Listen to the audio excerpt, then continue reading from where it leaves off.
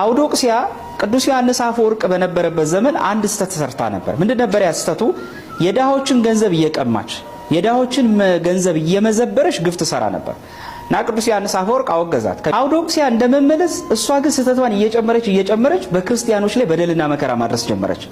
ዮሐንስ አፈወርቅ ግን አወገዛት ይላል። እሷ ግን ማስፈራሪያ ነበር የላከችለት እና ይሄን መምህር ረፍ በሉት ካልሆነ ገድሏለሁ ነው ያለችው።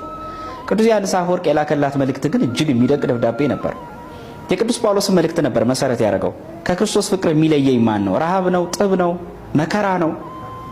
እና ምንድን ነበር ያላት? በባህር ውስጥ ጥላለሁ ብትይኝ ዮናስ አለልኝ፣ በእሳት ውስጥ ጥላለሁ ብትይኝ 3 ደቂቅ አሉልኝ፣ እትን በሰይፍ ቆርጣለሁ ብትይኝ ደግሞ መጥቆ ዮሐንስ አለልኝ ያላት። ራስን ወስጄ ወይም ሰውነትን በመጋዝ ተረተራለሁ ብትይኝ የነቢያት አለቃ ኢሳይያስ አለልኝ ያላት። እና የእናንተ የነገስታትና የምታስፈራሩ የእናንተ ሁሉ ጭፍሮች ኃይልና ብርታት ለእኔ ልክ ግድግዳ ላይ እንዳለ ሸረሪት ድር ነበር የሚላቸው። እነ ዮሐንስ አፈወርቅ ለክርስትና ተሰዷል። አንዳንድ ሰዎች ቤተክርስቲያን ላይ ግፍ ባደረሱ ቁጥር ክርስትና የሚጠፋ መምህራኖቿ የሚዳከሙ ካህናቶቿ ሞተው የሚቀሩ የሚመስላቸው ሰዎች አሉ። ጠርጡሊን እንዳለው የሰማዕታት ደም የክርስትና ዘር ነው ብሏል። አንድ ሰማዕት ደሙ ሲፈስ ተራ ደም የፈሰሰ ያህል አይቆጠርም። ስለ ክርስቶስ ስምና ስለ ቤተ ክርስቲያን ብሎ የሚከፍሉት ደምና ዋጋ ግን ያ የክርስቲያን ዘር ነው። ያ ተዘርቶ ዝም ብሎ አይቆይም።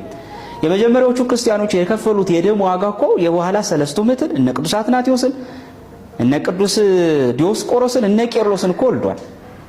ዘመነ ሊቃውንት ስንመለከተው በታሪክ ዳራ ውስጥ ከዘመነ ሊቃውንት በፊት ሁሌ ስታጠሩ የሆነ የሰማዕትነት ዘመን ነበር።